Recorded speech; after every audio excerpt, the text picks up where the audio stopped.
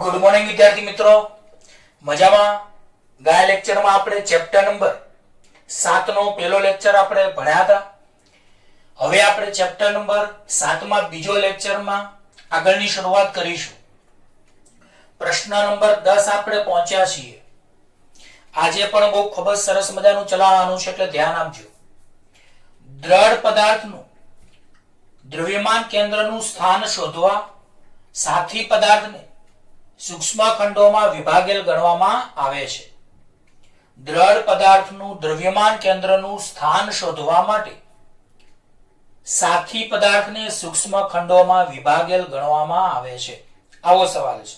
તો સૌથી પહેલા આપણે સમજીએ તો કોઈ પણ દ્રઢ પદાર્થ એમાં કણોની સંખ્યા ઘણી વધારે હોય છે. કોઈ પણ દ્રઢ પદાર્થ હોય એમાં કણોની સંખ્યા વધારે હોય છે. એટલે કણો એટલે કે અણુઓ અને પરમાણુઓ.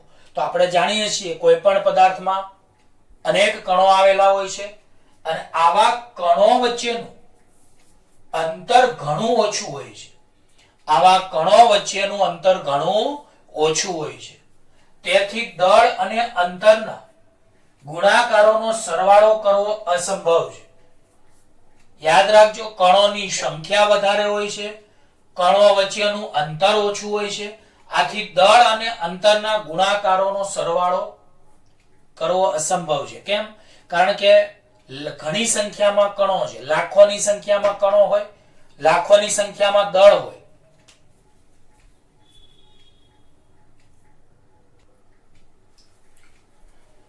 તો વિદ્યાર્થી મિત્રો સમજી લો, કોઈ પણ પદાર્થ છે તો દ્રઢ પદાર્થમાં કણોની એટલે કે અણુ અને પરમાણુની સંખ્યા ઘણી વધારે હોય છે અને કણો વચ્ચેનું અંતર ઘણું ઓછું હોય છે. તેથી તેમના દળ અને અંતરના ગુણાકારોનો સરવાળો અસંભવ બને. કારણ કે ઘણા બધા કણો હોય તો એના દળ અને અંતરોનો ગુણાકાર બહુ લાંબો થાય, જે લગભગ અસંભવ કહેવાય છે. તેથી દ્રઢ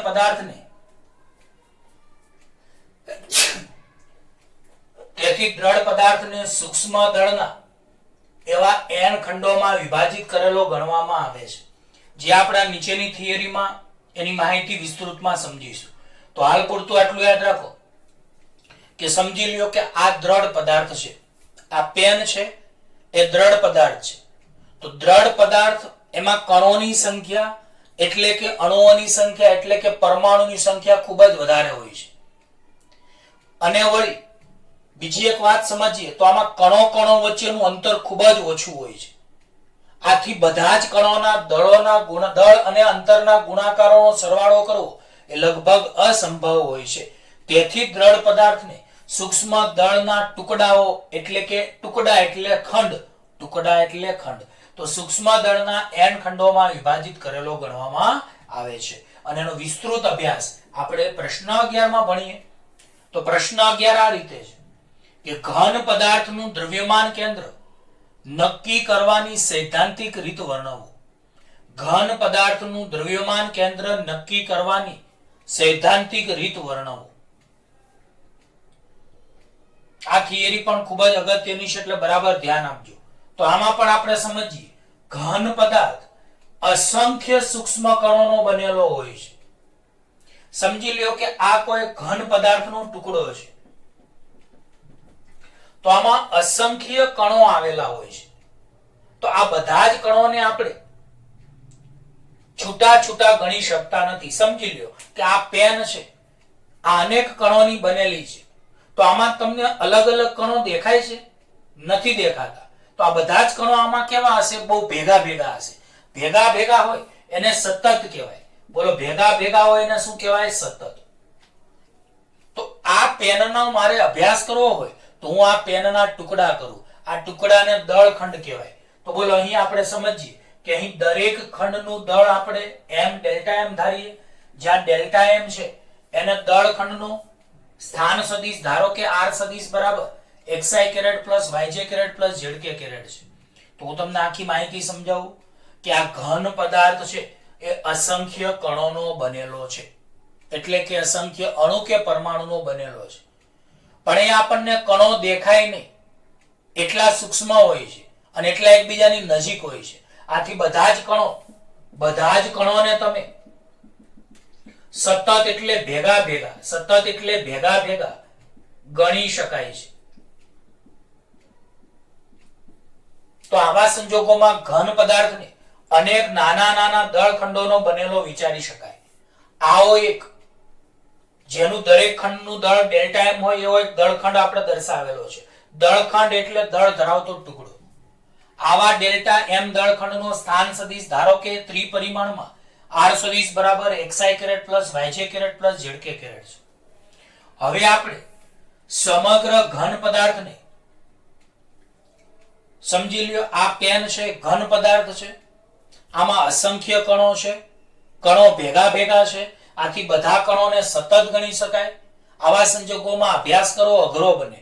આથી આપણે આ પેનના નાના ટુકડાઓ કરીએ, એ ટુકડાઓને આપણે દળખંડ કહીએ. તો મેં આવા ટુકડાઓ આકૃતિમાં દર્શાવેલા છે.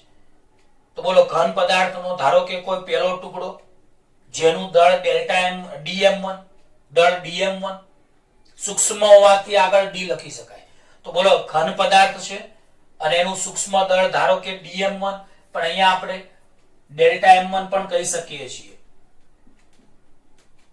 અહીંયા તમે આકૃતિમાં ડેલ્ટા લખી નાખજો. તો બોલો, ધારો કે પહેલા ટુકડાનું દળ ડેલ્ટા m1, તેનો સ્થાન સદિશ r1 સદિશ, બીજા ટુકડાનું દળ ડેલ્ટા m2, એનો સ્થાન સદિશ r2 સદિશ. આવા આપણે અસંખ્ય ટુકડાઓ ધારીએ. તો ધારો કે સમગ્ર ઘન પદાર્થને delta m1, delta m2 up to delta mn જેવા દળખંડોનો બનેલો ગણી શકાય છે. દળખંડ એટલે દળ ધરાવતા ટુકડાઓ. આ દળખંડોના સ્થાન સદિશ અનુક્રમે r1 સદિશ, r2 સદિશ અપ ટુ rn સદિશ. તો બોલો, સમગ્ર ઘન પદાર્થને delta m1, delta m2 up to delta mn જેવા દળખંડોનો બનેલો ગણી શકાય. આ દળખંડોના સ્થાન સદિશ અનુક્રમે r1 સદિશ, r2 સદિશ અપ ટુ rn સદિશ. બીજું, ઘન પદાર્થના દ્રવ્યમાન કેન્દ્રનો સ્થાન સદિશ એક સૂત્ર વડે રજૂ કરી શકાય છે. તો બોલો, આ સમગ્ર ઘન પદાર્થના દ્રવ્યમાન કેન્દ્રનો સ્થાન સદિશ ગયા લેક્ચરમાં ભણ્યા હતા એ સૂત્ર મુજબ કેપિટલ R સદિશ, જેને તમે RCM સદિશ પણ કહી શકો છો. તો બોલો, સમગ્ર ઘન પદાર્થના દ્રવ્યમાન કેન્દ્રનો સ્થાન સદિશ કેપિટલ R સદિશ બરાબર ડેલ્ટા m1 r1 સદિશ પ્લસ ડેલ્ટા m2 r2 સદિશ plus up to delta mn rn સદિશ upon delta m1 plus delta m2 plus up to delta mn. તો આ એક આપણે સમગ્ર ઘન પદાર્થ માટેનો સ્થાન સદિશનો આપણને જવાબ મળ્યો. હવે આપણે આને શોર્ટકટમાં લખવું હોય તો શોર્ટકટમાં આ રીતે લખાય: સિગ્મા ડેલ્ટા mi ri સદિશ અપોન સિગ્મા ડેલ્ટા mi સદિશ. યાદ રાખજો, આને શોર્ટકટમાં લખવું હોય તો ડેલ્ટા m1 r1 સદિશ વત્તા ડેલ્ટા m2 r2 સદિશ plus up to delta mn rn સદિશ. આની જગ્યાએ સિગ્મા એટલે સરવાળો અને 1 1 2 2 nn ની જગ્યાએ i મૂકવાના. એ જ રીતે છેદમાં 1 2 n છે અને આપણે સિગ્મા ડેલ્ટા mi મૂકી શકીએ. તો સિગ્મા ડેલ્ટા mi ri સદિશ અપોન સિગ્મા ડેલ્ટા mi. હવે દ્રવ્યમાન કેન્દ્રના યામો, તો આમાંથી આપણે x યામ લેવો હોય તો જ્યાં r r દેખાય ત્યાં x x મૂકવાનું. કેપિટલ R ની જગ્યાએ કેપિટલ X બરાબર સિગ્મા ડેલ્ટા mi ના ડેલ્ટા mi ri સદિશ ની જગ્યાએ xi upon sigma delta mi. આવી જ રીતે અહીંયા આપણે y યામ લખવું હોય તો r ની જગ્યાએ y કેપિટલ R ની જગ્યાએ કેપિટલ Y બરાબર ના બરાબર સિગ્મા ડેલ્ટા mi ના સિગ્મા ડેલ્ટા mi ri સદિશ ની જગ્યાએ y યામ yi upon sigma delta mi. આ જ રીતે z યામ તો z બરાબર sigma delta mi zi upon delta mi, જ્યાં i એ કણોની સંખ્યા છે, આ દળખંડોની સંખ્યા છે. i એ દળખંડોની સંખ્યા છે, જ્યાં i બરાબર 1 2 3 અપ ટુ n. હવે આપણે માની લો કે આ દળખંડો પણ અતિ સૂક્ષ્મ છે. જો આ દળખંડો અતિ સૂક્ષ્મ હોય, અહીંયા આપણે લખીએ કે જો દળખંડો અતિ સૂક્ષ્મ હોય તો એ દળખંડોને સતત ગણી શકાય, એટલે ભેગા ગણી શકાય. આવા સંજોગોમાં આ સરવાળો સંકલનમાં પરિણમે છે. તો યાદ રાખજો, સંકલન છે સિગ્મા અને સંકલનમાં શું તફાવત? તો સિગ્મા એટલે મોટા પદોનો સરવાળો, સિગ્મા એટલે આ યાદ રાખજો, મેથ્સનું છે. સિગ્મા એટલે મોટા પદોનો સરવાળો અને સંકલન એટલે નાના પદોનો સરવાળો. તો બોલો, સિગ્મા એટલે મોટા પદોનો સરવાળો, સંકલન એટલે નાના પદોનો સરવાળો. તો સિગ્મા ડેલ્ટા એમાં તમારે છે એની જગ્યાએ સંકલન ડીએમ લખી શકાય. સિગ્માની જગ્યાએ સંકલન, ડેલ્ટાની જગ્યાએ સ્મોલ ડી. હવે ડેલ્ટા અને ડી માં શું તફાવત? તો ડેલ્ટા મોટો ફેરફાર દર્શાવવા માટે વપરાય, ડેલ્ટા મોટો ફેરફાર દર્શાવવા માટે વપરાય, અને સ્મોલ ડી નાનો ફેરફાર દર્શાવવા માટે વપરાય. તો આ ખાસ યાદ રાખજો વિદ્યાર્થી મિત્રો, ડેલ્ટા મોટો ફેરફાર દર્શાવવા માટે વપરાય અને સ્મોલ ડી નાનો ફેરફાર દર્શાવવા માટે વપરાય. તો મેં પહેલાય તમને કહ્યું છે પ્રિય વિદ્યાર્થીઓ, આ ચેપ્ટર શરૂઆતમાં તમને નવું લાગશે, ગભરાતા નહીં. આ ચેપ્ટર બહુ એટલે બહુ સરસ છે. 5-6 લેક્ચરો જશે એટલે તમને ફાવશે. તો સિગ્મા ડેલ્ટા એમાં ના લખવું હોય તો સિગ્માની જગ્યાએ સંકલન. કેમ? તો જો દળખંડો નાના નાના હોય અને અતિ સૂક્ષ્મ હોય, જો દળખંડો નાના નાના હોય અને અતિ સૂક્ષ્મ હોય તો એને સતત ગણી શકાય. પરિણામે આ સરવાળો સંકલનમાં પરિણમે છે. એટલે સિગ્મા મોટા પદોનો સરવાળો, એની જગ્યાએ સંકલન નાના પદોનો સરવાળો. ડેલ્ટા મોટા માટે અને સ્મોલ ડી નાના માટે. તો સિગ્મા ડેલ્ટા એમાં બરાબર ઇન્ટિગ્રેશન 1 dm અને is equal to capital M. આને કહેવાય તંત્રનું કુલ દળ, તંત્રનું કુલ દળ. પછી સિગ્મા ડેલ્ટા એમાં xi ની જગ્યાએ સિગ્માની જગ્યાએ સંકલન, ડેલ્ટાની જગ્યાએ ડેલ્ટા m ની જગ્યાએ dm, x ના x. એટલે હવે આપણે શું કરીએ? કેપિટલ X ના કેપિટલ X, બરાબર ના બરાબર. હવે આ સિગ્મા ડેલ્ટા એમાં xi હતું એની જગ્યાએ ઇન્ટિગ્રેશન x dm લખાય, છેદમાં સિગ્મા ડેલ્ટા એમાં ની જગ્યાએ કેપિટલ M લખાય. આ જ રીતે વાયામમાં તો y ના y બરાબર ના બરાબર. અહીંયા સિગ્મા ડેલ્ટા એમાં છેદમાં છે એની જગ્યાએ કેપિટલ M એટલે 1/m. આને પણ તમે કેપિટલ અહીંયા 1/m બાર લખી શકો છો. તો x ની જગ્યાએ y બરાબર ના બરાબર 1/m ના 1/m ઇન્ટિગ્રેશન x dm ની જગ્યાએ y dm. આ જ રીતે z બરાબર 1/m ઇન્ટિગ્રેશન z dm. આટલી ખબર પડી. અને જો ઘન પદાર્થના દ્રવ્યમાન કેન્દ્રને ઉગમ બિંદુ તરીકે લઈએ, જો ઘન પદાર્થના દ્રવ્યમાન કેન્દ્ર r સદિશને ઉગમ બિંદુ તરીકે લઈએ તો r સદિશ બરાબર એટલે કે xyz બરાબર 0 થાય. માટે ઇન્ટિગ્રેશન r સદિશ dm 0 થાય. તો ઇન્ટિગ્રેશન x dm બરાબર ઇન્ટિગ્રેશન y dm બરાબર ઇન્ટિગ્રેશન z dm પણ શૂન્ય આવે. એટલે કે x યામ y યામ અને z યામ એ 0 આવે. તો આ રીતે પ્રિય વિદ્યાર્થીઓ આ થિયરી હતી. એકવાર હજી રિવિઝન કરાવો, શાંતિથી સમજજો. પ્રશ્ન નંબર 10, દ્રઢ પદાર્થનું દ્રવ્યમાન કેન્દ્રનું સ્થાન શોધવા માટે સાથી પદાર્થને સૂક્ષ્મ ખંડોમાં વિભાગેલ ગણવામાં આવે છે. તો યાદ રાખો કે દ્રઢ પદાર્થ એટલે ધારો કે આ પેન છે, આ પેનને આપણે દ્રઢ પદાર્થ કહીએ. તો આ દ્રઢ પદાર્થ છે એમાં કણોની એટલે કે અણુઓની એટલે કે પરમાણુની સંખ્યા ખૂબ જ વધારે હોય છે અને વળી કણો કણો વચ્ચેનું અંતર ખૂબ જ ઓછું હોય છે. આથી બધા કણો એને અલગ અલગ લેવા અશક્ય છે અને વળી તેમના દળ અને અંતરોનો ગુણાકાર કરવો પણ અસંભવ છે. આવા સંજોગોમાં આ દ્રઢ પદાર્થને નાના નાના સૂક્ષ્મ દળ ખંડોનો વિભાજવામાં આવે છે. ખ્યાલ આવી ગયો? ફરીવાર, કોઈ પણ દ્રઢ પદાર્થ, ધારો કે આ પેન છે એ દ્રઢ પદાર્થ છે, તો આ દ્રઢ પદાર્થ એ અનેક કણોનો બનેલો હોય છે. એટલે કે આમાં કણોની સંખ્યા એટલે અણુઓની સંખ્યા એટલે પરમાણુની સંખ્યા ખૂબ જ વધારે હોય છે. આવા કણોની સંખ્યા વધારે હોય છે અને વળી કણો કણો વચ્ચેનું અંતર ખૂબ જ ઓછું હોય છે.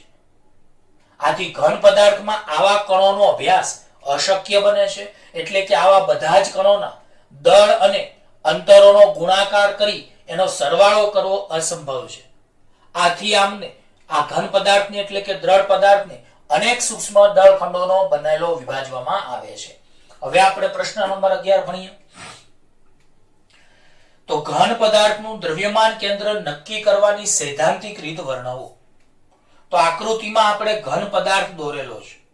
આ ઘન પદાર્થ અસંખ્ય સૂક્ષ્મ કણોનો બનેલો હોય છે. આથી આ ઘન પદાર્થને કે જેમનું દરેકનું દળ લગભગ ડેલ્ટા એમ હોય તેવા અનેક સૂક્ષ્મ દળખંડોનો બનેલો વિભાજવામાં આવે છે. અહીં આવા દળ ખંડનો સ્થાન સદિશ r સદિશ બરાબર xi caret plus yj caret plus zk caret લેવાય છે. બીજું, અહીં સમગ્ર ઘન પદાર્થને delta m1 delta m2 up to delta mn દળખંડોનો બનેલો ગણી શકાય છે. તો બોલો, સમગ્ર ઘન પદાર્થને delta m1 delta m2 up to delta mn જેવા દળખંડોનો બનેલો ગણી શકાય છે. તો મેં કહ્યું એમ કે આ ઘન પદાર્થ છે એમાં અનેક કણો છે, પણ બધા કણો એટલા ભેગા છે તો એ ભેગા ભેગા હોય એને સતત કહેવાય. તો બોલો, કોઈ પણ ઘન પદાર્થમાં અનેક કણો હોય, આવા બધા જ કણો બહુ ભેગા ભેગા હોય એટલે સતત હોય. આથી આ ઘન પદાર્થના ટુકડા કરવા પડે, આ ટુકડાને દળખંડ કહેવાય. તો ધારો કે કોઈ ઘન પદાર્થ delta m1 delta m2 up to delta mn જેવા અસંખ્ય દળખંડોનો બનેલો છે. આવા દળખંડોના સ્થાન સદિશ અનુક્રમે r1 સદિશ r2 સદિશ અપ ટુ rn સદિશ. બીજું, આવા ઘન પદાર્થના દ્રવ્યમાન કેન્દ્રનો સ્થાન સદિશ કેપિટલ R સદિશ નીચેના સૂત્ર વડે આપી શકાય છે. કેપિટલ R સદિશને તમે કેપિટલ RCM પણ કહી શકો છો. તો બોલો, R સદિશ બરાબર ડેલ્ટા m1 r1 સદિશ પ્લસ ડેલ્ટા m2 r2 સદિશ plus up to delta mn rn સદિશ upon delta m1 plus delta m2 plus up to delta mn. આના બરાબર શોર્ટકટમાં તમે લખી શકો છો. આ પેમ્પલેટમાં નથી લખેલું આ પદ, તમે લખવું હોય તો લખજો. તો આના બરાબર સિગ્મા ડેલ્ટા mi ri સદિશ અપોન સિગ્મા ડેલ્ટા mi. હવે આપણે આમાંથી x ઘટક y ઘટક z ઘટક છૂટા લેવા હોય તો કેપિટલ R ની જગ્યાએ x બરાબરના બરાબર સિગ્મા ના સિગ્મા ડેલ્ટા mi ના ડેલ્ટા mi ri ની જગ્યાએ xi upon sigma delta mi. પછી r ની જગ્યાએ y બરાબર સિગ્મા ડેલ્ટા mi ri ની જગ્યાએ yi upon sigma delta mi. પછી z બરાબર sigma delta mi zi upon sigma delta mi. હવે આ કણો દળખંડો ખૂબ જ સૂક્ષ્મ હોય. જો દળખંડો ખૂબ જ નાના હોય, ખૂબ જ સૂક્ષ્મ હોય તો તેમને સતત ગણી શકાય. આવા સંજોગોમાં સિગ્મા એટલે મોટા પદોનો સરવાળો, જે નાના પદોના સરવાળા સંકલનમાં પરિણમે છે. ડેલ્ટા મોટો ફેરફાર દર્શાવવા માટેની સંજ્ઞા છે અને સ્મોલ ડી નાનો ફેરફાર દર્શાવવા માટેની સંજ્ઞા છે. તો આવા સંજોગોમાં સિગ્મા ડેલ્ટા mi બરાબર સિગ્મા ની જગ્યાએ સંકલન ડેલ્ટા mi ની જગ્યાએ સ્મોલ dm અને 1dm નું બરાબર કેપિટલ M. આને તંત્રનું કુલ દળ કહેવાય. આ જ રીતે સિગ્મા ડેલ્ટા mi xi બરાબર સિગ્મા ની જગ્યાએ સંકલન xi ની જગ્યાએ x અને ડેલ્ટા mi ની જગ્યાએ dm. તો બોલો, ઉપરના પદમાં x ના x બરાબરના બરાબર સિગ્મા ડેલ્ટા mi ની જગ્યાએ છેદમાં કેપિટલ M, અંશમાં એક એટલા 1/m. અહીંયા સિગ્મા ડેલ્ટા mi xi ની જગ્યાએ આપણે ઇન્ટિગ્રેશન x dm લખાય. આમ x m નું સમીકરણ x બરાબર integration x dm upon capital M, y બરાબર 1/m integration y dm, z બરાબર 1/m ઇન્ટિગ્રેશન z dm લખી શકાય. તો પ્રિય વિદ્યાર્થીઓ, આપણે બીજી વાર રિવિઝન તમને કરાવ્યું એટલે પાક્કું મોઢે થઈ જ જાય, સમજાય જ જાય, એમાં કોઈ શંકાને સ્થાન નથી. આગળ એક બીજો મુદ્દો કે જો ઘન પદાર્થનું દ્રવ્યમાન કેન્દ્રનું ઉગમ બિંદુ પર લઈએ તો r સદિશ xyz બરાબર 0, પરિણામે ઇન્ટિગ્રેશન r dm 0, પરિણામે x ઘટક y ઘટક z ઘટક એ શૂન્ય થશે. ઓકે,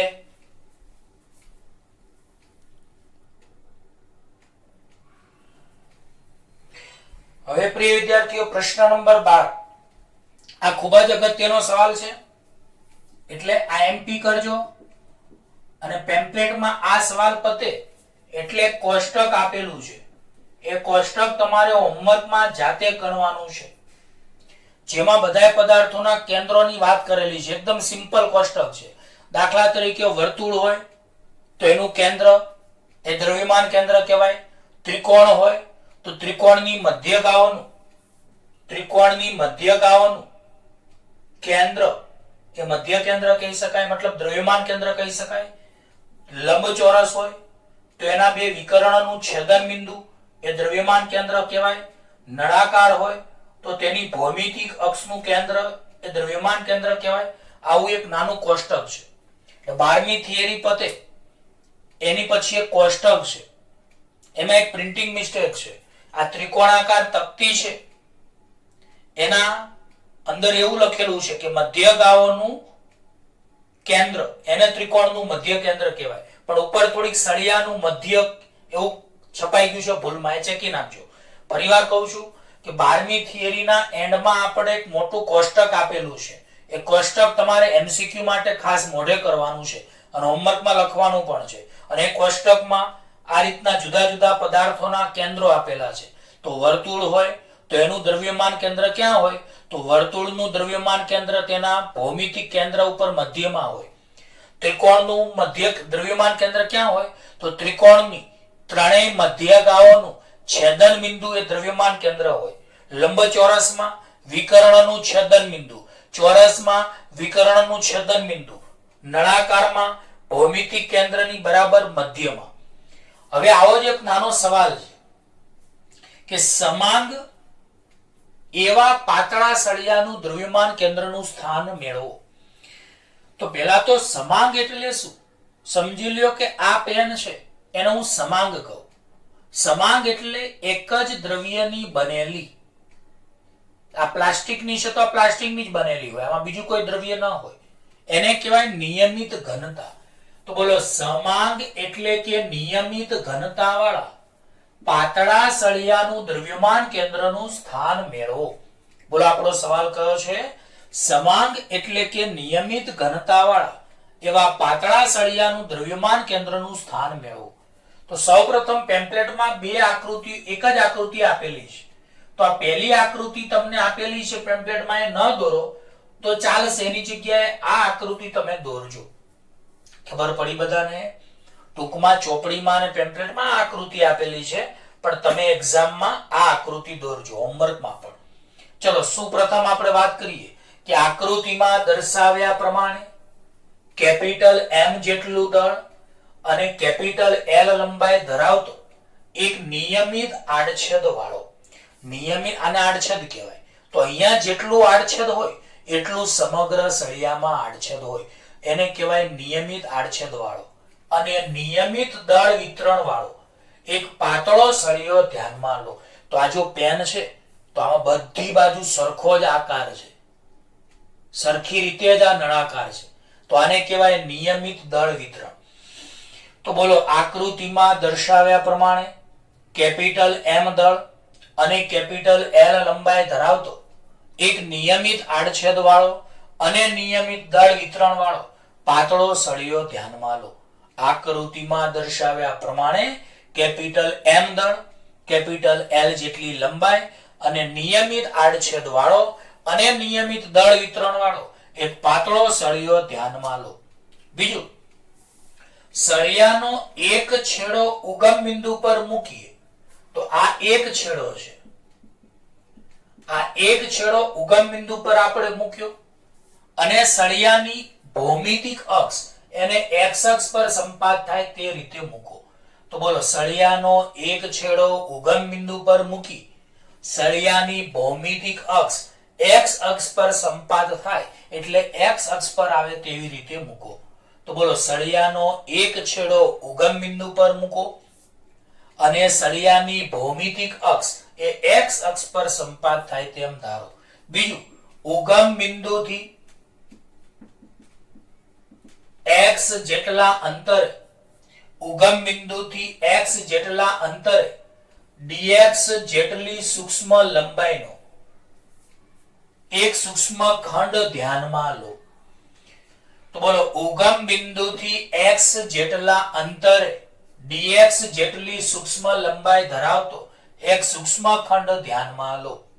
તો બોલો ઉગમ બિંદુથી x જેટલા અંતરે dx જેટલી સૂક્ષ્મ લંબાઈ ધરાવતો સૂક્ષ્મ ખંડ ધ્યાનમાં લો. હવે એક વસ્તુ તમે સમજી લેજો ખાસ, નવો મુદ્દો કે હું લેમ્બડા છે, એક સંજ્ઞા છે લેમ્બડા, લેમ્બડા બરાબર હું સળિયાનું દળ કેપિટલ M ભાગ્યા સળિયાની લંબાઈ કેપિટલ L લખું છું, ટૂંકમાં દળ ભાગ્યા લંબાઈ. તો આને બીજી રીતે એક વાંચવાની પદ્ધતિ છે, દળ ભાગ્યા લંબાઈ હોય તો આને છેદ હોય એને એક એકમ બોલાય, તો આને બોલાય એકમ લંબાઈ દીઠ દળ. દાખલા તરીકે દળ ભાગ્યા સમય હોય તો એને એકમ સમય દીઠ દળ બોલાય. દાખલા તરીકે કાર્ય ભાગ્યા સમય હોય તો આને બોલાય એકમ સમય દીઠ થતું કાર્ય. દાખલા તરીકે ઉર્જા ભાગ્યા ક્ષેત્રફળ ગુણ્યા સમય હોય તો આને બોલાય એકમ ક્ષેત્રફળ એકમ સમય દીઠ ઉર્જા. તો આ યાદ રાખજો ખાસ. બોલો દળ ભાગ્યા સમય હોય તો એને શું વંચાય? તો એકમ સમય દીઠ દળ. બોલો કાર્ય ભાગ્યા સમય હોય તો એને શું વંચાય? એકમ સમય દીઠ કાર્ય. બોલો ઉર્જા ભાગ્યા ક્ષેત્રફળ ગુણ્યા સમય હોય તો એને શું બોલાય? તો એકમ ક્ષેત્રફળ એકમ સમય દીઠ ઉર્જા. બધાને ખ્યાલ આવી ગયો? તો આવી જ રીતે આપણે દળ ભાગ્યા લંબાઈને શું બોલાય? તો એકમ લંબાઈ દીઠ દળ. બધાને ખબર પડી? તો બોલો સળિયાની એકમ લંબાઈ દીઠ દળ એટલે લેમ્ડા. તો dx લંબાઈ દીઠ ખંડનું દળ કેટલું? તો બોલો એકમ લંબાઈ દીઠ દળ બરાબર લેમ્ડા. તો dx જેટલી સૂક્ષ્મ લંબાઈનું દળ કેટલું? તો આ તો પદ આવડે ને તમને, નાના ધોરણમાં આવા પદ આવે જ છે તમને. તો એકમ લંબાઈ દીઠ દળ લેમ્ડા, તો dx લંબાઈ દીઠ દળ કેટલું? તો લેમ્ડા ગુણ્યા dx. એને સૂક્ષ્મ દળ dm કહેવાય. તો બોલો અહીં આ જે નાનો ટુકડો હતો, આ નાના ટુકડાનું દળ કેવી રીતે શોધાય? તો એકમ લંબાઈ દીઠ દળ બરાબર લેમ્ડા. તો dx લંબાઈ દીઠ દળ કેટલું? તો લેમ્ડા ગુણ્યા dx, જેને આપણે સૂક્ષ્મ દળ dm કહી શકો. હવે બોલો આ લેમ્ડાની જગ્યાએ શું લખાય? તો આ લેમ્ડાની જગ્યાએ કેપિટલ m upon l. તો લેમ્ડાની જગ્યાએ કેપિટલ m upon l લખી શકાય. તો બોલો લેમ્ડાની જગ્યાએ capital m upon l into dx. તો લેમ્ડાની જગ્યાએ capital m upon l into dx. Okay ના?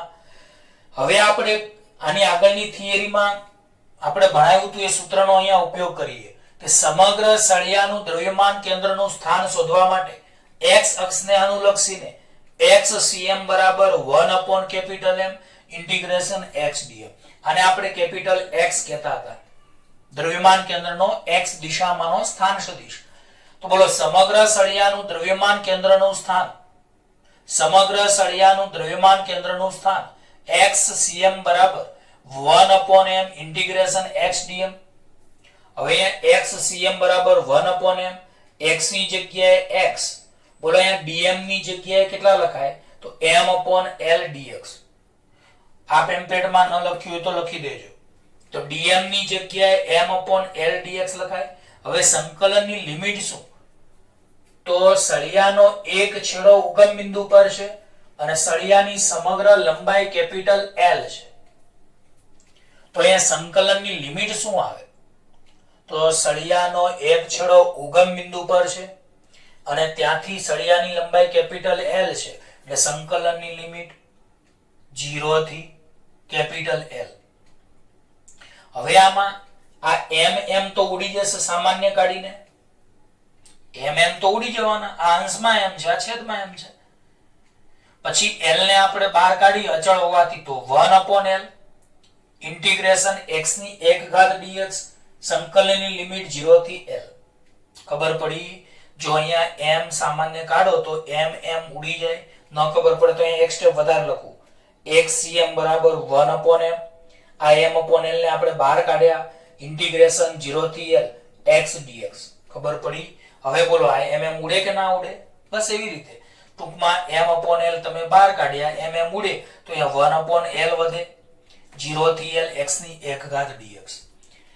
હવે મેં x ની 1 ઘાતનું સંકલન એક રિવિઝનના લેક્ચરમાં તમને ચલાવ્યું હતું, યાદ હોય તો. x ની 1 ઘાતનું સંકલન x² upon 2. બોલો x ની 1 ઘાતનું સંકલન x² upon 2. તો x cm બરાબર 1 upon l ના 1 upon l. x ની 1 ઘાતનું સંકલન x² upon 2, લિમિટ 0 થી l. તો x cm બરાબર 1 upon l. હવે ઉપરની લિમિટ માઈનસ નીચેની લિમિટ. તો બોલો x ની જગ્યાએ આપણે l મૂકીએ તો l² upon 2 માઈનસ 0. તો બોલો 1 upon l, ઉપરની લિમિટ માઈનસ નીચેની લિમિટ, તો x² ની જગ્યાએ l² upon 2 x ની જગ્યાએ l મૂકો તો ઉપરની લિમિટ l એટલે l²/2 માઈનસ x ની જગ્યાએ 0 મૂકો તો આ પદ 0 થઈ જાય. હવે એક વાર l ઉડી જાય તો xcm બરાબર l/2 આવ્યું. એનો મતલબ દ્રવ્યમાન કેન્દ્ર એ સળિયાના મધ્યમાં l/2 અંતરે હોવું જોઈએ. તો આમ તમે લખી શકો છો કે આમ નિયમિત ઘનતાવાળા પાતળા સળિયાનું દ્રવ્યમાન કેન્દ્ર, નિયમિત ઘનતાવાળા પાતળા સળિયાનું દ્રવ્યમાન કેન્દ્ર નું સ્થાન સળિયાની લંબાઈમાં મધ્યમાં તેના ભૌમિતિક કેન્દ્ર પર હોય છે. તો નિયમિત ઘનતાવાળા પાતળા સળિયાનું દ્રવ્યમાન કેન્દ્રનું સ્થાન એ સળિયાની લંબાઈના મધ્યમાં તેના ભૌમિતિક કેન્દ્ર પર હોય છે. તો પ્રિય વિદ્યાર્થીઓ, આ બીજી થિયરી આપણે આ લેક્ચરમાં મતલબ પૂરી કરી. હું બધી થિયરી બે વાર રિવિઝન કરાવીશ. કોઈ ઉતાવળ નથી, તમને થિયરીઓ પાકી આવડવી જોઈએ. આ પાઠ થોડોક અલગ પ્રકારનો છે, ડરવાની ગભરાવાની જરૂર નથી. હું તમારી સાથે છું. તમને ન સમજાય તો મને કહી શકો છો. ચલો ફરીવાર પ્રશ્ન 12. સમાંગ એટલે કે નિયમિત ઘનતાવાળા એવા પાતળા સળિયાનું દ્રવ્યમાન કેન્દ્રનું સ્થાન શોધો. તો સૌથી પહેલા આકૃતિમાં દર્શાવ્યા પ્રમાણે કેપિટલ M દળ, કેપિટલ L જેટલી લંબાઈ ધરાવતો એક નિયમિત આડછેદવાળો અને નિયમિત દળ વિતરણ વાળો સળિયો ધ્યાનમાં લો. બીજું, સળિયાનો એક છેડો ઉગમ બિંદુ પર છે અને સળિયાની ભૌમિતિક અક્ષ x અક્ષ પર સંપાત થાય તેવી રીતે મૂકો. તો સળિયાનો એક છેડો ઉગમ બિંદુ પર મૂકો અને સળિયાની ભૌમિતિક અક્ષ x અક્ષ પર સંપાત થાય તેમ મૂકો. બીજું, અહીં ઉગમ બિંદુઓથી x જેટલા અંતરે dx જેટલી સૂક્ષ્મ લંબાઈનો એક સૂક્ષ્મ ખંડ ધ્યાનમાં લો. ઉગમ બિંદુથી x અંતરે dx લંબાઈ ધરાવતો, x જેટલા અંતરે dx લંબાઈ ધરાવતો એક સૂક્ષ્મ ખંડ ધ્યાનમાં લો. હવે આ dx જેવા સૂક્ષ્મ ખંડનું આપણે દળ શોધવું હોય તો એ દળ dm કેવી રીતે શોધાય? તો મેં તમને પેલા બોલતા શીખવાડ્યું. દળ ભાગ્યા સમય હોય તો એને એકમ સમય દીઠ દળ બોલાય. કાર્ય ભાગ્યા સમય હોય તો એને એકમ સમય દીઠ કાર્ય બોલાય. ઉર્જા ભાગ્યા ક્ષેત્રફળ ગુણ્યા સમય હોય તો એને એકમ ક્ષેત્રફળ એકમ સમય દીઠ ઉર્જા બોલાય. આ એક સમજવા માટે મેં તમને કહ્યું. એમ દળ ભાગ્યા લંબાઈ એને એકમ લંબાઈ દીઠ દળ બોલાય, જેની સંજ્ઞા આપણે અહીંયા લેમ્ડા ધારી છે. કેપિટલ M સળિયાનું દળ, કેપિટલ M સળિયાની લંબાઈ. તો સળિયાની એકમ લંબાઈ દીઠ દળ લેમ્ડા બરાબર m/l. તો dx લંબાઈ દીઠ દળ કેટલું? તો એકમ લંબાઈમાં દળ લેમ્ડા, તો dx લંબાઈમાં કેટલું? તો લેમ્ડા dx. સૂક્ષ્મ દળ dm બરાબર લખી શકાય. લેમ્ડાની કિંમત m/l મૂકી શકાય. હવે સમગ્ર સળિયાનું દ્રવ્યમાન કેન્દ્રનું સ્થાન x અક્ષના સંદર્ભમાં શોધવા માટે આપણે આગળની થિયરીમાં શોધ્યું એમ xcm બરાબર 1/M ઇન્ટિગ્રેશન x dm. હવે xcm બરાબર 1/M ઇન્ટિગ્રેશન x dm ની જગ્યાએ m/l dx. આ dm ની જગ્યાએ m/l dx. હવે m/l તમે બહાર કાઢો તો mm ઉડી જાય તો અહીંયા 1/l વધે. સંકલનની લિમિટ 0 થી l x ની 1 ઘાત dx. તો xcm બરાબર 1/l 0 થી l x ની 1 ઘાત dx. તો xcm બરાબર 1/l x ની 1 ઘાત નું સંકલન x²/2 લિમિટ 0 થી l. હવે ઉપરની લિમિટ માઈનસ નીચેની તો l²/2 માઈનસ 0, કારણ કે x ની જગ્યાએ l મૂકો તો l²/2 માઈનસ x ની જગ્યાએ 0 મૂકો તો 0 નો સ્ક્વેર તો 0 એટલે આખું પદ 0. હવે એક વાર l ઉડી જાય તો xcm બરાબર l/2. આમ નિયમિત ઘનતાવાળા પાતળા સળિયાનું દ્રવ્યમાન કેન્દ્રનું સ્થાન એ સળિયાની લંબાઈના મધ્યમાં તેના ભૌમિતિક કેન્દ્ર પર હોય છે. બરાબર?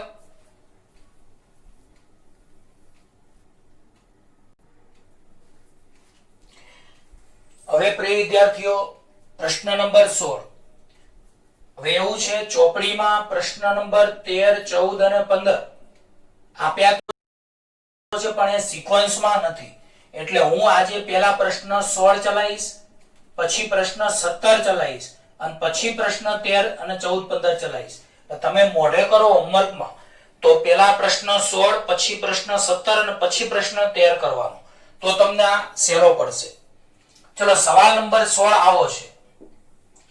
ત્રિપરિમાણમાં n કણોના તંત્રના દ્રવ્યમાન કેન્દ્રના સ્થાન સદિશનું સૂત્ર મેળવી તે પરથી m(VCM) = p સદિશ સૂત્ર મેળવો.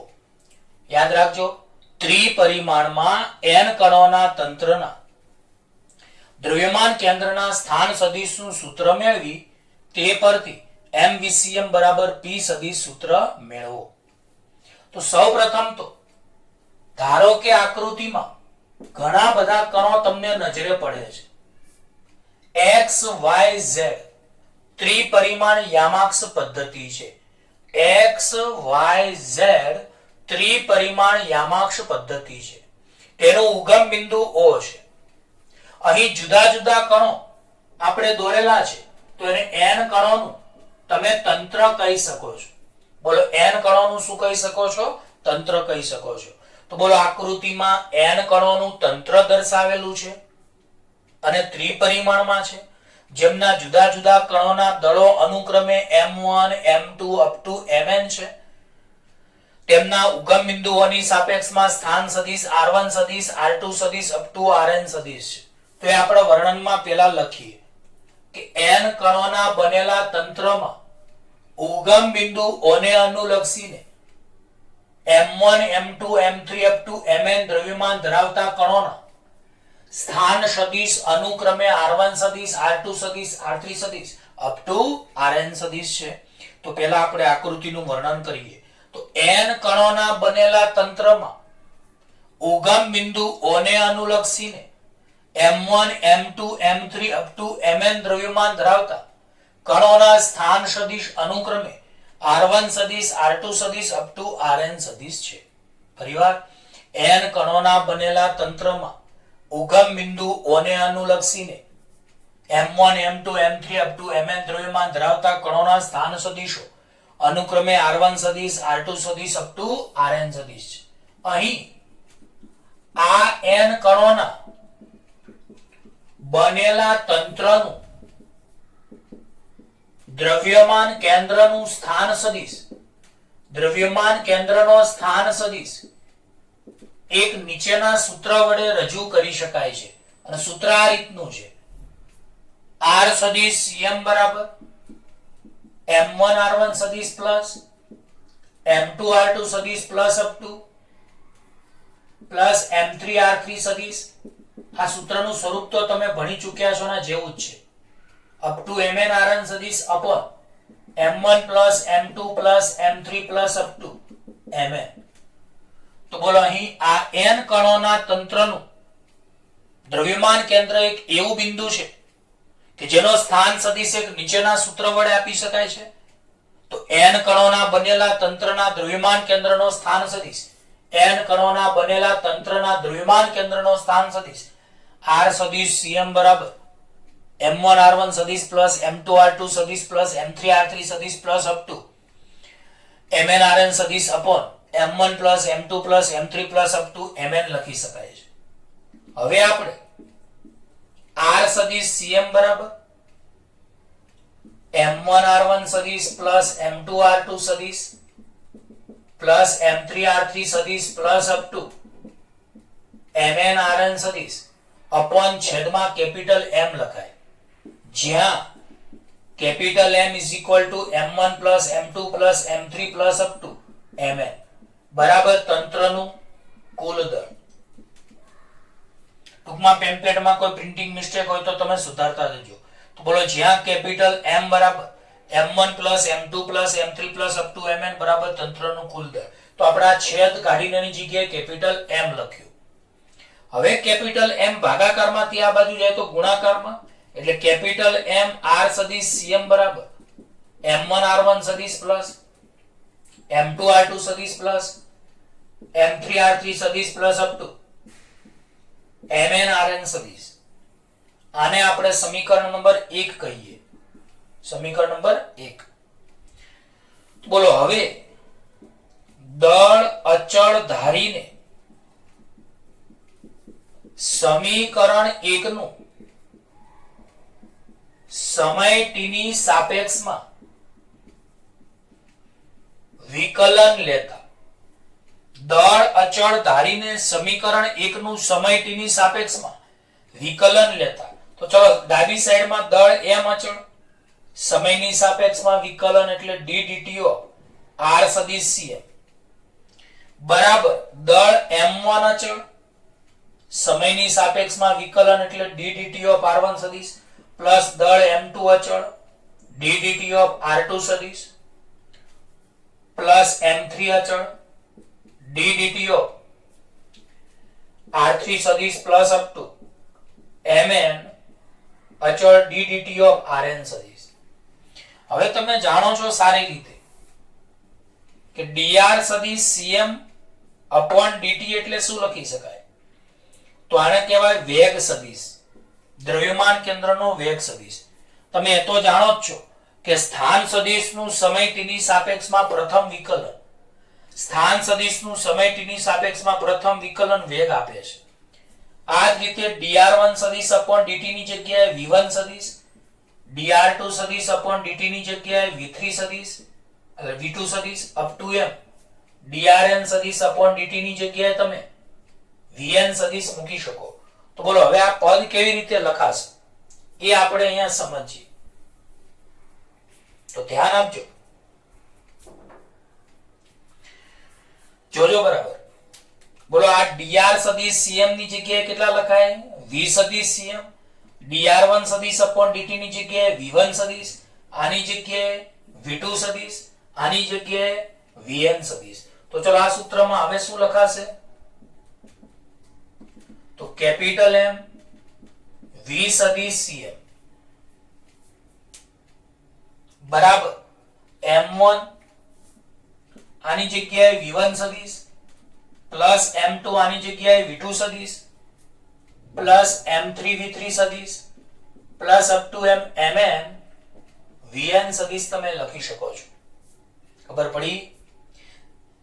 dr સદિશ cm upon dt ની જગ્યાએ v સદિશ cm, આ જ રીતે અહીંયા dr1 સદિશ upon dt ની જગ્યાએ v1 સદિશ, dr2 સદિશ upon dt ની જગ્યાએ v2 સદિશ, dr3 upon dt ની જગ્યાએ v3, drn upon dt ની જગ્યાએ vn. કારણ કે સ્થાન સદિશનું સમય t ની સાપેક્ષમાં પ્રથમ વિકલન વેગ આપે છે. હવે આપણે આમાં શું કરીએ? તો આપણે આની જગ્યાએ p1 લખી શકીએ, કારણ કે વેગમાનનું સૂત્ર તમે p બરાબર mv જાણો છો. તો આની જગ્યાએ p1 સદિશ બરાબર mv સદિશ આપણે વેગમાનનું સૂત્ર ભણાવેલું છે. તો m1 v1 એટલે દળ અને વેગનો ગુણાકાર, એને વેગમાન કહેવાય. તો m1 v1 ની જગ્યાએ p1 સદિશ, m2 v2 ની જગ્યાએ p2 સદિશ, m3 v3 ની જગ્યાએ p3 સદિશ અપ ટુ અહીંયા pn સદિશ લખી શકાય. m vcm બરાબર, માટે m vcm બરાબર આ બધા જ કણોના વેગમાનનો સરવાળો, તો એને કુલ કેપિટલ P કહી શકાય. જ્યાં કેપિટલ P સદિશ બરાબર p1 સદિશ પ્લસ p2 સદિશ પ્લસ p3 સદિશ upon pn સદિશ. તો આને તમે કહી શકો તંત્રનું કુલ રેખીય વેગમાન. બોલો કેપિટલ P સદિશને શું કહી શકાય? તંત્રનું કુલ રેખીય વેગમાન. આમ તમે કહી શકો છો કે તંત્રના કુલ દળ અને તંત્રના દ્રવ્યમાન કેન્દ્રના વેગ સદિશના ગુણાકાર એ તંત્રના કુલ રેખીય વેગમાન બરાબર હોય છે. બોલો તમે શું લખી શકો છો? તો આ સૂત્ર આપણે સાબિત કરવાનું હતું. એકદમ સરળ થિયરી છે. તો બોલો તંત્રનું કુલ દળ અને તેના દ્રવ્યમાન કેન્દ્રના વેગ સદિશ vcm નો ગુણાકાર એ તંત્રના કુલ રેખીય વેગમાન p સદિશ બરાબર હોય છે. આવડે કે ના આવડે? તો આજના લેક્ચરમાં બધી થિયરી હું બે વાર રિવિઝન કરાવું છું એટલે પાકી મોઢે થઈ જવી જોઈએ. તો ધારો કે સવાલ આવો છે કે ત્રિપરિમાણ xyz માં n કણોના તંત્રના દ્રવ્યમાન કેન્દ્રનું સ્થાન સદિશનું સૂત્ર મેળવી તે પરથી mvcm બરાબર p સદિશ સૂત્ર મેળવો. તો બોલો n કણોના બનેલા તંત્રમાં ઉગમ બિંદુ O ને અનુલક્ષીને n કણોના બનેલા તંત્રમાં ઉગમ બિંદુ O ને અનુલક્ષીને m1 m2 m3 up to mn દ્રવ્યમાન ધરાવતા કણોના સ્થાન સદિશ અનુક્રમે r1 સદિશ r2 સદિશ r3 સદિશ અપ ટુ rn સદિશ.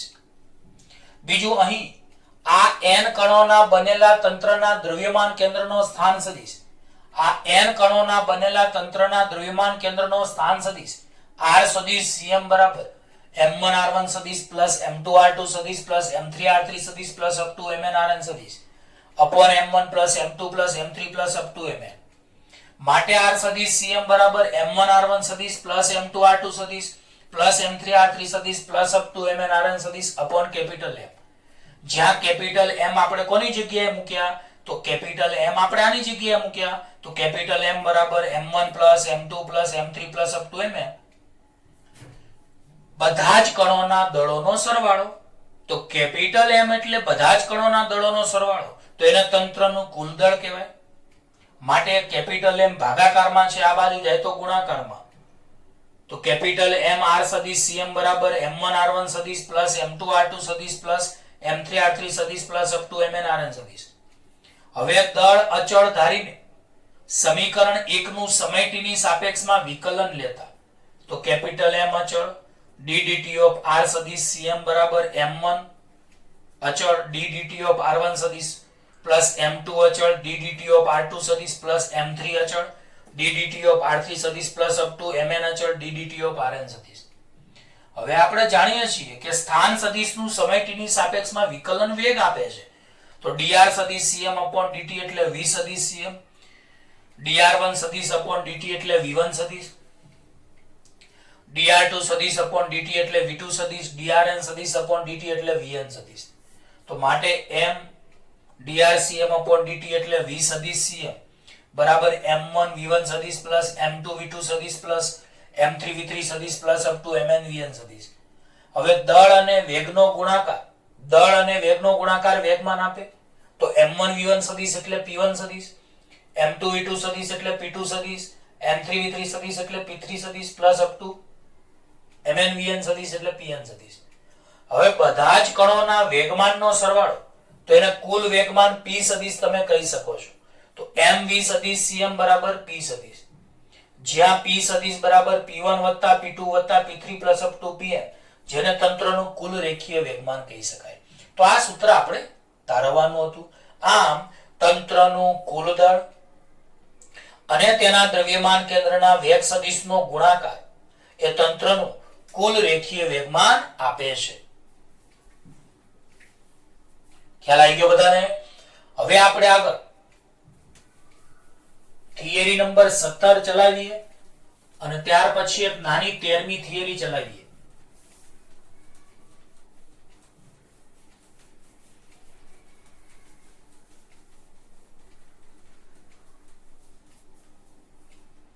આ આકૃતિના બેઝ ઉપર જ આપણે આગળ વધીએ, એટલે આ આકૃતિ આપણે ભૂસતા નથી અને આ મુદ્દા રહેવા દઈએ છીએ. તો પ્રશ્ન નંબર 17,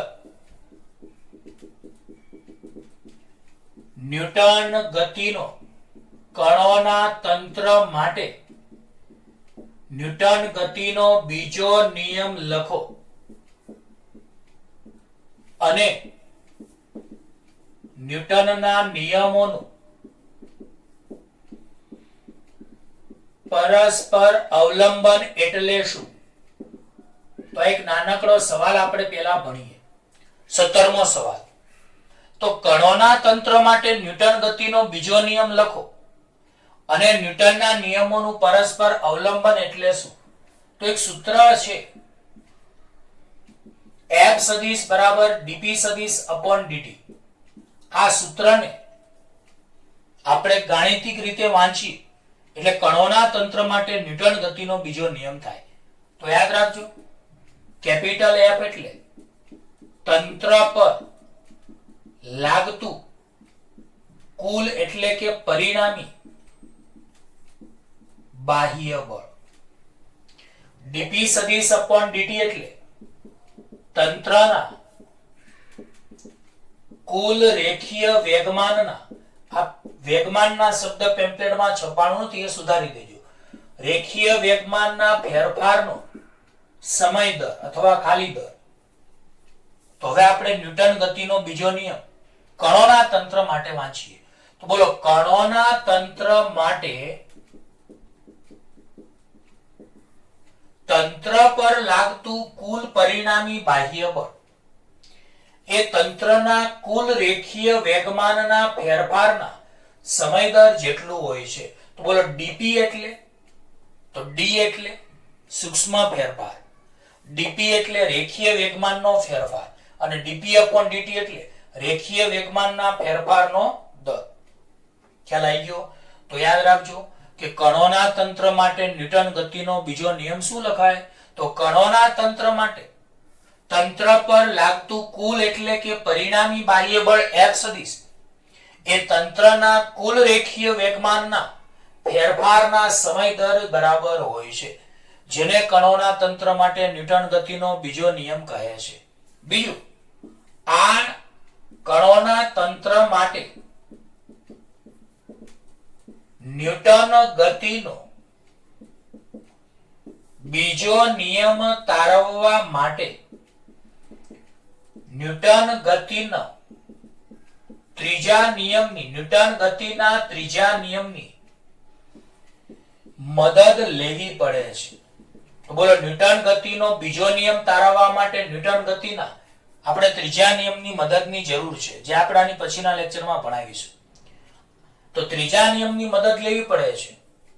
આને ન્યૂટનના નિયમોનું પરસ્પર અવલંબન કહે છે. અવલંબન એટલે આધાર રાખવું. તો બે નાનકડા સવાલ આમાં આપેલા છે.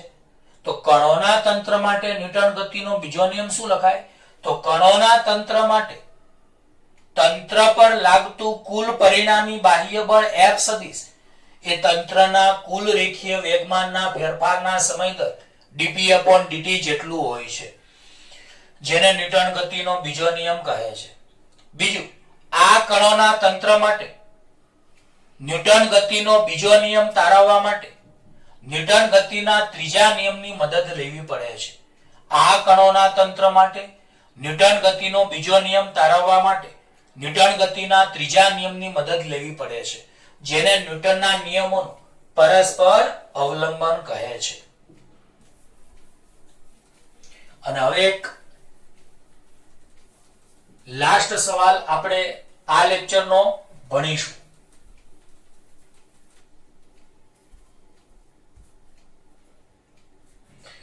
પ્રશ્ન નંબર 13. m a સદિશ cm બરાબર f સદિશ સૂત્ર તારવો. આને ગુજરાતીમાં બોલવું હોય તો તંત્રનું કુલ દળ, એસીએમ એટલે દ્રવ્યમાન કેન્દ્રનો પ્રવેગ અને F સદિશ એટલે તંત્ર પર લાગતું કુલ એટલે કે પરિણામી બાહ્ય બળ. તો બોલો તંત્રનું કુલ દળ અને દ્રવ્યમાન કેન્દ્રના પ્રવેગનો ગુણાકાર એ તંત્ર પર લાગતા કુલ બાહ્ય બળ જેટલો હોય છે તેમ સાબિત કરો. તો આ રીતનો જો સવાલ પૂછે તો હું ફરીવાર કહું છું, તમારે પ્રશ્ન નંબર 16 અને 17 પહેલા મોઢે કરવાના, પછી પ્રશ્ન નંબર 13 આપણે ભણવાનો અને 14મો અને 15મો પ્રશ્ન આપણે આની પછીના લેક્ચરમાં ભણીશું. તો આપણે આ સૂત્ર જે તારવેલું છે એનો જ અહીંયા ઉપયોગ કરવાનો છે. તો એ જ હું અહીંયા લખું છું કે mv સદિશ cm બરાબર m1v1 સદિશ પ્લસ m2v2 સદિશ પ્લસ m3v3 સદિશ પ્લસ અપ ટુ mnvn સદિશ. આ સૂત્ર આપણે જાણીએ છીએ. બોલો આપણે કયું સૂત્ર જાણીએ છીએ? તો mv સદિશ cm બરાબર m1v1 સદિશ પ્લસ m2v2 સદિશ પ્લસ m3v3 સદિશ પ્લસ અપ ટુ mnvn સદિશ. આ સૂત્ર આપણે જાણીએ છીએ, ડાયરેક્ટ લખવાનું. હવે આપણે mv સદિશ cm બરાબર m1v1 સદિશ ની જગ્યાએ p1 સદિશ, આની જગ્યાએ p2 સદિશ, આની જગ્યાએ p3 સદિશ અપ ટુ આની જગ્યાએ pn. હવે આપણે સાઈડમાં લખવું હોય તો લખે, જ્યાં m1v1 સદિશ એટલે p1, m2v2 એટલે p2, m3v3 એટલે p3, mnvn એટલે pn. હવે સમીકરણનું દળ અચળ ધારીને સમય t ની સાપેક્ષમાં વિકલન લેતા, તો તો ચલો આ સમીકરણોનું આપણે વિકલન લઈએ. તો બોલો દળ અચળ એટલે ડાબી સાઈડમાં કેપિટલ M ના capital M d dt of v સદિશ cm બરાબર d dt of p1 સદિશ વત્તા d dt of p2 સદિશ વત્તા d dt of p3 સદિશ plus up to d dt of pn સદિશ. તો બોલો સમીકરણનું દળ અચળ ધારીને સમય t ની સાપેક્ષમાં વિકલન લેતા કેપિટલ M અચળ d dt of v સદિશ cm બરાબર d dt of p1 સદિશ plus d dt of p2 સદિશ plus d dt of p3 સદિશ plus up to d dt of pn સદિશ. હવે તમે જાણો છો કે આપણે હમણાં જ ન્યૂટન ગતિનો બીજો નિયમ ભણાવ્યો કે f સદિશ હોય તો dp upon dt લખાય. તો તમે જ કહો મને અહીંયા તમે dvcm upon dt ની જગ્યાએ શું લખી શકો? તો dvcm upon dt ની જગ્યાએ a સદિશ cm, કારણ કે વેગનું સમય t ની સાપેક્ષમાં પ્રથમ વિકલન પ્રવેગ આપે છે. આ તો તમે જાણો જ છો. વેગનું સમય t ની સાપેક્ષમાં પ્રથમ વિકલન પ્રવેગ આપે છે. બોલો વેગનું સમય t ની સાપેક્ષમાં પ્રથમ વિકલન પ્રવેગ આપે છે. તો dvcm upon dt બરાબર a સદિશ cm, dp1 upon dt ની જગ્યાએ f1 સદિશ, dp2 upon dt ની જગ્યાએ f2 સદિશ, m up to dpn upon dt ની જગ્યાએ fn સદિશ લખી શકાય. તો ચલો ઉપરના સમીકરણમાં કેપિટલ M ના capital M dvcm upon dt ની જગ્યાએ a સદિશ cm, dp upon dt ની જગ્યાએ p1 સદિશ સોરી f1 સદિશ, આની જગ્યાએ f2 સદિશ, આની જગ્યાએ f3 સદિશ પ્લસ અપ ટુ આની જગ્યાએ fn સદિશ. આમ તમે m a સદિશ cm બરાબર કેપિટલ F સદિશ લખી શકો છો. આમ કહી શકાય કે તંત્રનું કુલ દળ કેપિટલ M અને તંત્રના દ્રવ્યમાન કેન્દ્રના પ્રવેગનો ગુણાકાર એ તંત્ર પરના કુલ પરિણામી બાહ્ય બળ જેટલો હોય છે. આ રીતનું આપણે લખી શકીએ. અને આવું ના લખવું હોય તો m a સદિશ cm બરાબર f1 ની જગ્યાએ m1 a1 સદિશ, f2 ની જગ્યાએ m2 a2 સદિશ, f3 ની જગ્યાએ m3 a3 સદિશ પ્લસ અપ ટુ fn ની જગ્યાએ mn an સદિશ લખી શકાય. જ્યાં m1 m2 m3 બરાબર તંત્રના જુદા જુદા કણોના દળો, a1 a2 a3 એ તંત્રના જુદા જુદા કણના પ્રવેગો કહી શકાય છે. ટૂંકમાં આ રીતની આ થિયરી અહીંયા હતી. તો આપણે આ સૂત્ર તો આગળની થિયરીના જે હતા એ અહીંયા ડાયરેક્ટ લઈ લેવાના કે m v સદિશ cm બરાબર m1 v1 સદિશ પ્લસ m2 v2 સદિશ પ્લસ m3 v3 સદિશ plus up to mn vn સદિશ. હવે આની જગ્યાએ p1 સદિશ, આની જગ્યાએ p2, આની જગ્યાએ p3 plus up to pn. હવે સમીકરણનું દળ અચળ ધારીને સમય t ની સાપેક્ષમાં વિકલન લેતા તો વિકલન લેશો તો શું લખી શકાય? તો કેપિટલ M ના capital M d dt of v સદિશ cm બરાબર d dt of p1 સદિશ plus d dt of p2 સદિશ plus d dt of p3 સદિશ plus up to d dt of pn સદિશ. હવે આપણે વેગનું સમય t ની સાપેક્ષમાં વિકલન પ્રવેગ આપે છે એ તો આપણે જાણીએ જ છીએ. તો dvcm upon dt એટલે a સદિશ cm, dp1 upon dt એટલે f1 સદિશ, dp2 upon dt એટલે f2 સદિશ, dpn upon dt એટલે fn સદિશ. તો ઉપરના સૂત્રમાં m a સદિશ cm બરાબર f1 સદિશ પ્લસ f2 સદિશ પ્લસ f3 સદિશ પ્લસ અપ ટુ fn સદિશ, અને આની જગ્યાએ કેપિટલ F. આમ m a સદિશ cm બરાબર f સદિશ. આમ કહી શકાય તંત્રનું કુલ દળ કેપિટલ M અને તંત્રના દ્રવ્યમાન કેન્દ્રના પ્રવેગનો ગુણાકાર તંત્રનું કુલ દળ કેપિટલ M અને તંત્રના દ્રવ્યમાન કેન્દ્રના પ્રવેગનો ગુણાકાર એ તંત્રના કુલ પરિણામી બાહ્ય બળ જેટલો હોય છે. f1 f2 f3 fn ના લખવા હોય તો એની જગ્યાએ m1 a1 સદિશ પ્લસ m2 a2 સદિશ પ્લસ m3 a3 સદિશ plus up to mn an લખી શકાય. જ્યાં m1 m2 m3 તંત્રના જુદા જુદા કણોના દળો, a1 સદિશ a2 સદિશ a3 સદિશ એટલે તંત્રના જુદા જુદા કણના પ્રવેગો. તો પ્રિય વિદ્યાર્થીઓ આજે આપણે 1 થી 12 થિયરી પહેલા ભણાવી, પછી 16મી 17મી ભણાવી અને પછી 13મી ભણાવી. વચ્ચે 14મી અને 15મી થિયરી બાકી છે, પણ મેં કહ્યું એમ તમારે 16, 17 પેલા મોઢે કરવાની, પછી 13મી. હોમવર્કમાં પણ એમ જ લખવાનું, બરાબર? અને 14મી, 15મી અને બાકીની જે થિયરીઓ છે એ આપણે આની પછીના લેક્ચરમાં ભણાવીશું. ઓકે, ગુડ બાય, ધન્યવાદ.